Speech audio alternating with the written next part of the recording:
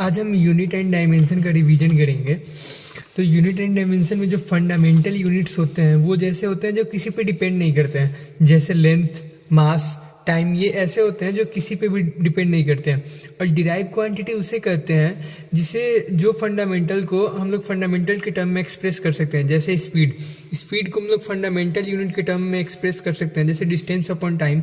ये डिस्टेंस और यहाँ पे जो टाइम है वो एक फंडामेंटल क्वांटिटी है, इसीलिए हम स्पीड को डिराइव क्वांटिटी कहते हैं, मतलब जिसको फंडामेंटल क्वांटिटी के तौर पे हम लोग एक्सप्रेस कर सकते हैं। अब देखते हैं सिस्टम ऑफ यूनिट्स कितने कितने टाइप के यूनिट्स हैं।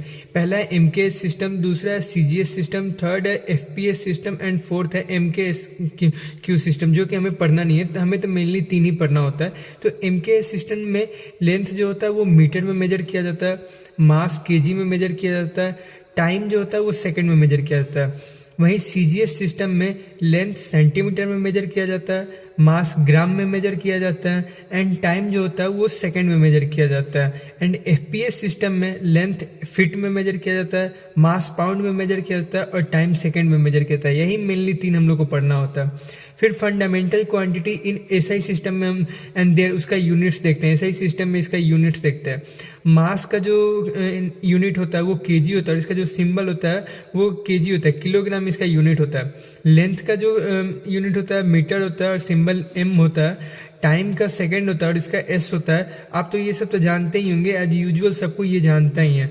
ये सिंबल्स है जो कि मेनली मेरे को नहीं लगता कि किसी को नहीं पता होगा, पर फिर भी मैं बता देता हूँ। लेंथ को तो मीटर में करते हैं, मीटर बोलते हैं, उसका सिंबल एम होता है। और इलेक्ट्रिक करंट जो होता है वो एम्पेयर में उसका यूनिट होता है, जिसको ए कैपिटल ए से डिनोट करते हैं। वहीं थर्मोडाइनेमिक जो टेम्परेचर होता है वो केल्विन में उसको मतलब यूनिट होता है उसका, और के कैपिटल के से उसको डिनोट करते हैं। एंड अमाउंट ऑफ सब्सटेंस को यूनिट मोल होता है, उसको मोल में रिप्रेजेंट करते हैं, शॉर्ट फॉर्म ऑफ मोल में। और ल्यूमिनस इंटेंसिटी का यूनिट कैंडेला होता है, जिसका सिंबल सी डी होता है। ये रिमेंबर करने वाले कुछ टर्म है। फिर आगे देखते हैं, जो आगे देखने पे हम लोग को पता चलता है कि रेडियन ये सब जो होता है वो सप्लीमेंट्री यूनिट होता है, जो कि मेजरमेंट के लिए यूज होता है, angle measurement, plane angle measurement के लिए। वहीं स्टेरेडियन जो होता है वो सॉलिड एंगल के मेजरमेंट के लिए यूज में आता है। फिर डायमेंशनल फार्मूला को हम देखते हैं कि डायमेंशनल फार्मूला कैसे निकाला जाता है, पर उससे पहले हम एसआई प्रीफिक्स देख लेते हैं किसी चीज़ का। जैसे हम लोग 10 टू द पावर 3 को किलो बोलते हैं, 10 टू द पावर 18 को एक्जा बोलते हैं, 10 टू द पावर 6 को मेगा बोलते हैं। वहीं 10 टू द पावर -1 को डेसी बोलते हैं, 10 टू द पावर -3 को मिली बोलते हैं और 10 टू द पावर -6 को माइक्रो बोलते हैं, 10 टू द पावर -9 को नैनो बोलते हैं, 10 टू द पावर -12 को पीको बोलते हैं एंड 10 टू द पावर -15 को फेम्टो बोलते हैं। जो कि ये कुछ टर्म है जो कि रिमेंबर रखना चाहिए हमेशा हम लोग को। फिर उसका देखते हैं फिजिकल क्वांटिटी का यूनिट देखते हैं। ये एग्जाम में जरूर पूछ सकता है, इसका थोड़ा सा याद रखना होता है। ये यूनिट्स ये इंपॉर्टेंट यूनिट्स हैं। जैसे एंगुलर एक्सेलरेशन का जो यूनिट होता है वो रेडियन पर सेकेंड स्क्वायर होता है। मूवमेंट ऑफ इनर्शिया का जो यूनिट होता है वो केजी मीटर स्क्वायर होता है। सेल्फ इंडक्टेंस का जो यूनिट होता है वो हेनरी होता है। मैग्नेटिक फ्लक्स का यूनिट वेबर होता है। पोल स्ट्रेंथ का यूनिट एम्पेयर मीटर होता है। विस्कोसिटी का यूनिट पॉइज होता है। रिएक्टेंस का यूनिट ओम होता है। स्पेसिफिक हीट का unit joule per KG degree Celsius होता है। वही स्ट्रेंथ ऑफ मैग्नेटिक फील्ड का unit newton ampere inverse metre inverse होता है। एस्ट्रोनॉमिकल डिस्टेंस पार्सेक के रूप में हम लोग बोलते हैं। फिर फ्रीक्वेंसी का जो यूनिट होता है वो हर्ट्ज में होता है, जो कि रिमेंबर ये भी मेनली बहुत टाइम में क्वेश्चन में आ जाते हैं।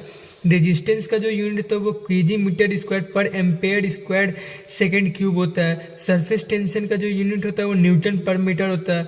यूनिवर्सल गैस कांस्टेंट का जो यूनिट होता है जूल पर किलो मोल होता है। डाइपोल मूवमेंट का जो यूनिट होता है वो कूलम मीटर होता है। इसी टाइप से मेनली हम लोग को पूछा जाता है, पर मेनली यहाँ पे भी देख सकते हैं, जैसे स्टीफन कांस्टेंट वाट पर मीटर स्क्वायर किलो स्क्वायर होता है। Permittivity of free space coulomb square newton metre square होता है। Permeability of free space weber per ampere metre होता है। प्लैंक कांस्टेंट जूल सेकंड होता है। एंट्रोपी को जूल पर किलो। ये कुछ इंपॉर्टेंट फिजिकल क्वांटिटी थे जिसके यूनिट को हमको रिमेंबर रखना चाहिए। अब आगे देखते हैं, जो डायमेंशन का इसका सबसे मेनली डायमेंशंस का ही होता है। यूनिट डायमेंशन में डायमेंशन ही ज़्यादातर क्वेश्चंस पूछते हैं जेई मेंस के एग्जाम में, तो देखते हैं। मोमेंटम का जो डायमेंशन होता है वो ml_t-1 होता है, कैलोरी का ml2t-2 होता है, लेटेंट हीट का m0 m यहाँ पे नहीं होता है, L2t-2 होता है, सेल्फ इंडक्टेंस का m⁻L2t-2 एम्पेयर-2, मतलब एम्पेयर को हम लोग ए से शॉर्ट में डिनोट करते हैं, ठीक है।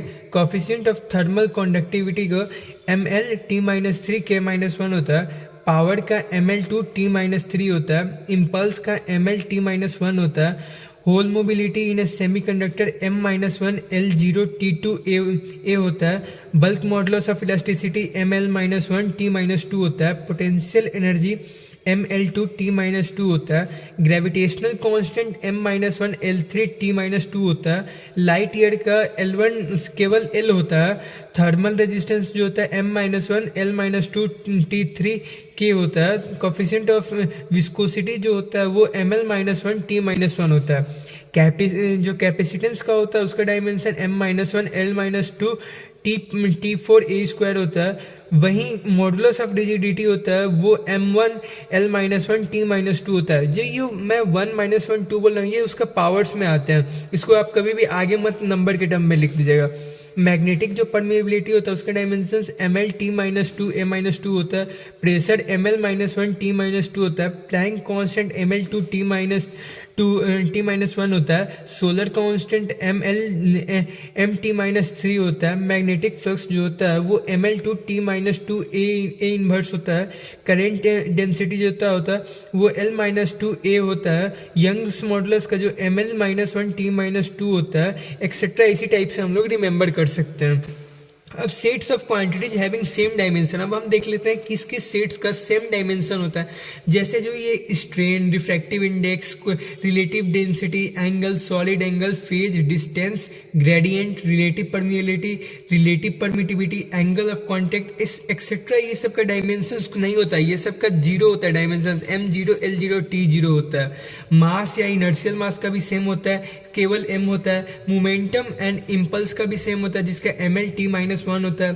Thrust, force, weight, tension, energy और एनर्जी ग्रेडियंट, ये जितने भी टर्म्स हैं इनका भी सेम ही होता है डायमेंशन जो ml_t-2 होता है। वहीं pressure, stress, Young's modulus, bulk modulus, shear modulus, modulus of rigidity, energy density, इनका भी सेम होता है जो कि ml-1 t-2 होता है। And angular momentum and Planck constant का भी ml2 t-1 होता है। Acceleration g and gravitational field intensity का L-t-2 होता है। Surface tension, free surface energy, force gradient, spring constant, ये जितने भी टर्म्स है इनका mt-2 होता है, यहाँ पे L0 होता है। सेम इसी टाइप से आगे हम देखते हैं जिन मतलब ये ऐसे टर्म्स है, सेट ऑफ क्वांटिटी हैं जिनका डायमेंशन सेम होता है, जैसे work, torque, internal energy, potential energy, kinetic energy, moment of force, ये सबका जो डायमेंशन होता है सेम होता है, उसका वो होता है ml2 t-2 होता है। वहीं frequency, angular velocity gradient, radio activity, R/L या 1/RC, ये जो फॉर्मूला इस सबका भी डायमेंशन t-1 होता है, यहाँ पे m0 होता है और L भी 0 होता है, एक्सेट्रा। इसी टाइप से हम लोग ये जितने भी रिमेंबर किए ये रिमेंबर करने लायक ही हैं, ये सभी चीज़ हमको रिमेंबर होना चाहिए, एग्जाम में कभी भी पूछ भी सकता है। जेईई मेंस में मेनली इन सब चीज़ों का होता है। अब हम ऐसे टर्म्स देखेंगे फंडामेंटल कांस्टेंट जिसका वैल्यू देखेंगे, जैसे ग्रेविटेशनल कांस्टेंट का जो वैल्यू होता है वो 6.67 × 10⁻11 होता है, न्यूटन मीटर स्क्वायर पर kg स्क्वायर होता है। वो यूनिट तो मैं छोड़ देता हूँ, आपको रिमेंबर होगा ही। स्पीड ऑफ लाइट जो होता है इन वैक्यूम में वो 3 × 10⁸ मीटर/सेकेंड होता है। परमिएबिलिटी ऑफ वैक्यूम को 4π × 10⁻7 होता है इसका वैल्यू। परमिटिविटी ऑफ वैक्यूम जो होता है वो 8.85 × 10⁻12 होता है। प्लैंक कांस्टेंट जो होता है वो 6.63 × 10⁻34 होता है।